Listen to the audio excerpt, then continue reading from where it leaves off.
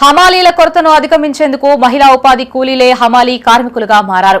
పెద్దపల్లి జిల్లా అంతర్గా మండలం పెద్దంపేటలోని ఐకేపీ సెంటర్లో హమాలీల కొరత కారణంగా ధాన్యం నిల్వలు ఎక్కడికక్కడే పేరుకుపోయాయి. అకాల వర్షాలతో వడ్లు తడిసిపోయే ప్రమాదం ఉండడంతో మహిళలు సమిష్టిగా కొనుగోలు కేంద్రం వద్ద ఉన్న వరి ధాన్యాన్ని తరలించేందుకు సిద్దమయ్యారు. ఏకంగా ధాన్యాన్ని బస్తాలలో నింపి తూకం వేస్తున్నారు.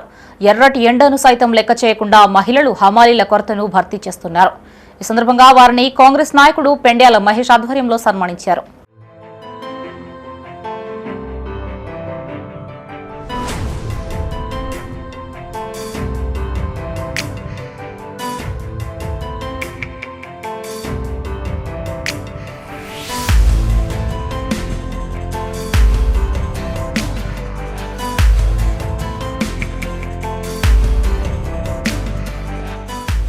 ఈ ఏసంగి పంట బాగా పండడంతో అది పండింది.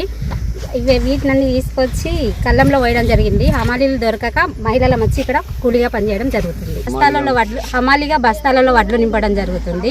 కాంటాకి ఎక్కడం జరుగుతుంది. రైతులకు కూలీలు తగ్గించడం జరుగుతుంది. మాకు అట్లనే జీవనోపాధి కలుగుతుంది. ఏసంగి పంట కోసం వర్షాలు పడడం వల్ల మన రైతులకు ఇబ్బంది కలగకుండా మేము హమాలీ కూలీల మహిళలు వస్తున్నాం.